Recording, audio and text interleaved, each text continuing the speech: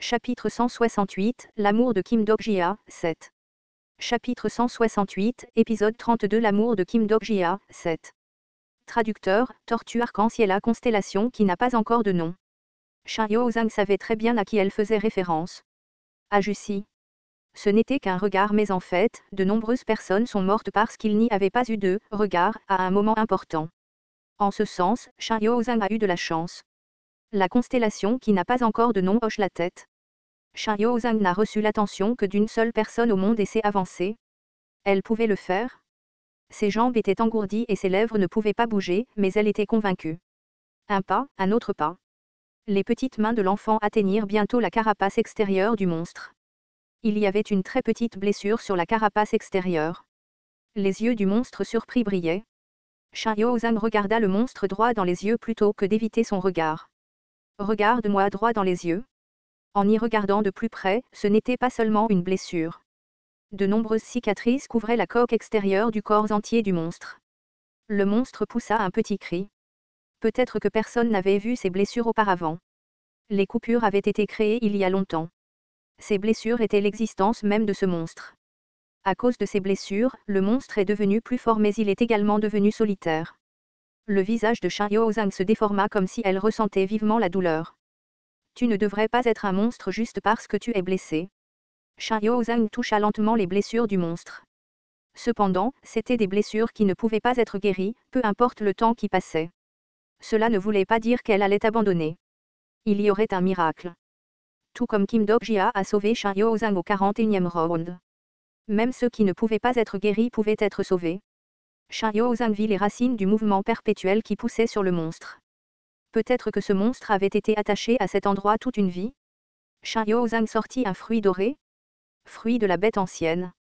C'était l'objet de qualité SSS qui était sorti de la boîte aléatoire que Kim Dok-jia lui avait donné un jour.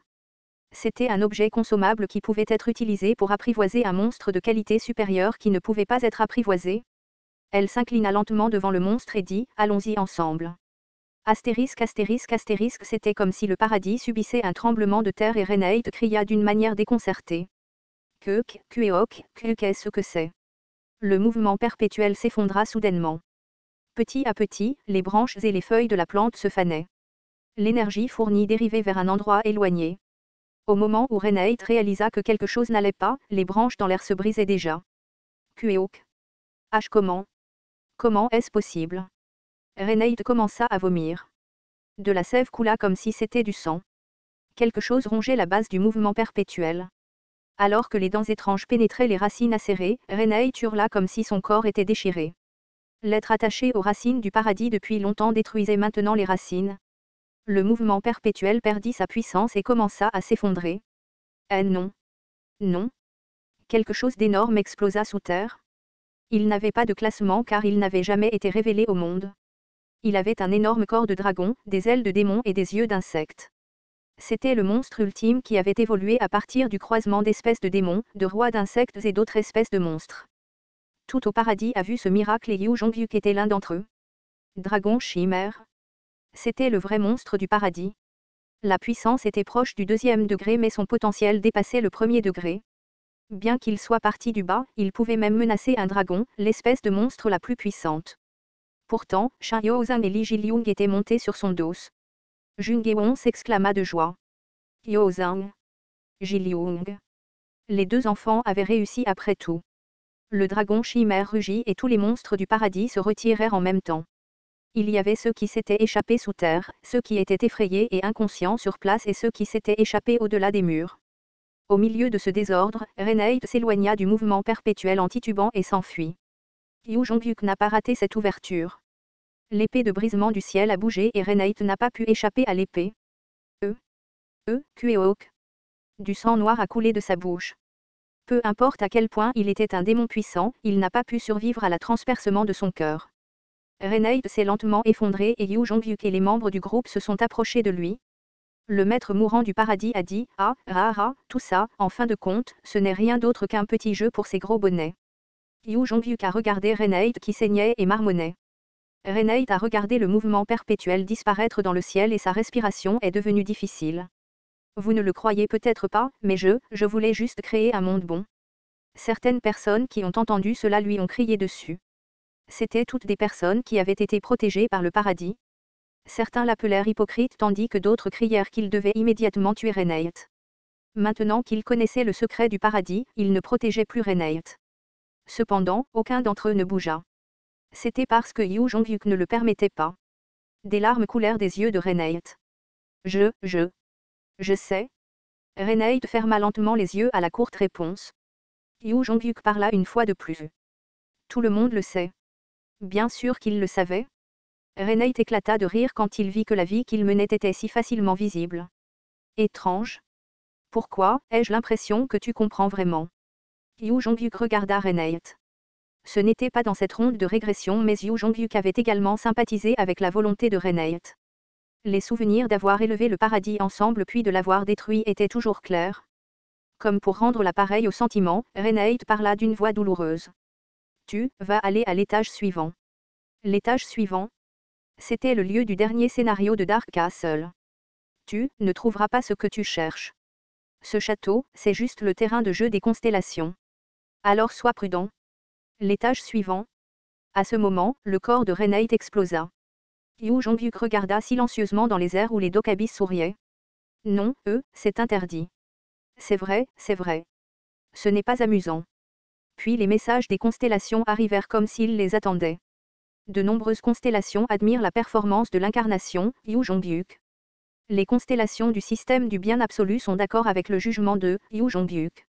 Certaines constellations expriment des regrets quant à l'effondrement du paradis. De nombreuses constellations ont sponsorisé 150 000 pièces. L'expression de Yu Jongyuk ne changea pas. Les yeux de joie ou de tristesse n'étaient pas révélés.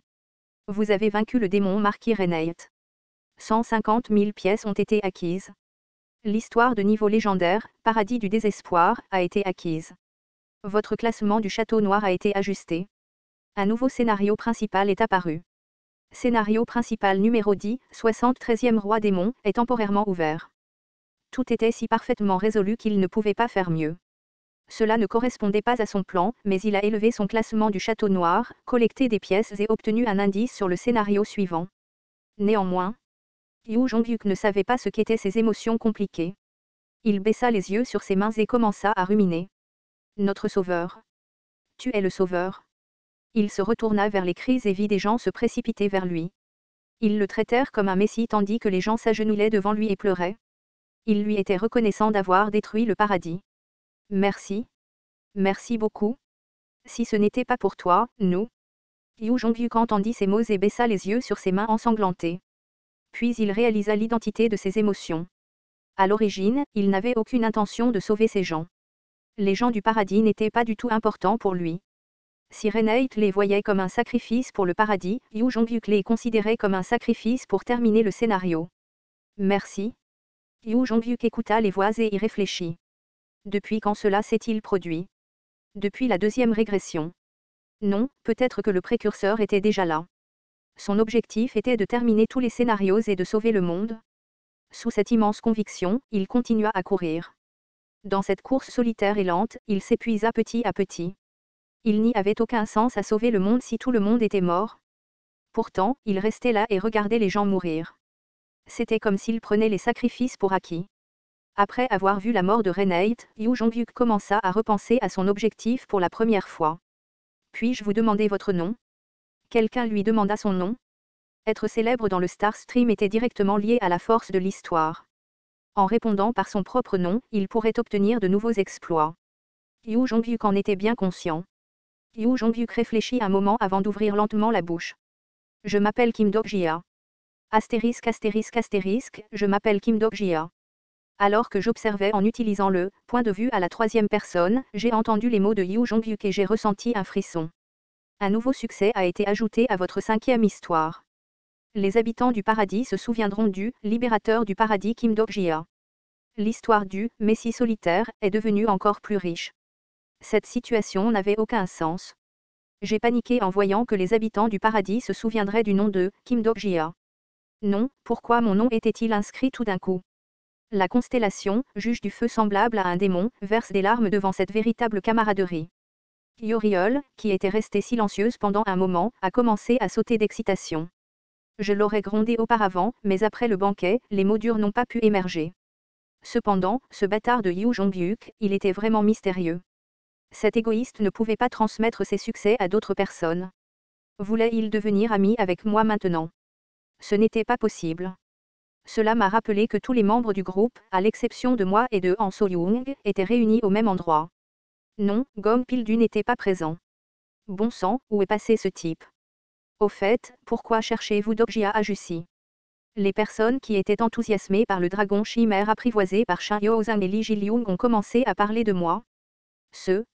Les visages des membres du groupe ont changé après avoir entendu l'explication de Yu Sanga. Je n'étais pas trop surpris. Yu Sanga a dû voler la prophétie au Muerae. Peut-être que comme Dionyso, elle se battait pour me sauver. Ajusi mourra. Par la personne qu'il aime le plus. Incarnation Kim Dok-jia sera tué par la personne qu'il aime le plus. Les membres du groupe avaient des expressions extrêmement confuses. Jung Gae-won avait l'air perplexe, Shin Yo-zang était inquiet et Lee Yeon-sang se débattait avec quelque chose. Lee Ji fut la première à ouvrir la bouche. Ajusi va juste ressusciter après sa mort. N'est-ce pas bien? Répondit Yu Sanga à la question de Lee Ji. C'est une bonne chose mais je ne sais pas combien de fois il peut ressusciter. C'est une prophétie de l'Olympe et ce n'est pas si facile à éviter. Les mots de Jung Gae-won firent à nouveau paraître sérieux les membres du groupe. Ils étaient si inquiets pour moi. Jung Gae-won demanda, alors, qui est la personne que Dok-jia aime le plus? N'avons-nous pas besoin de le savoir en premier?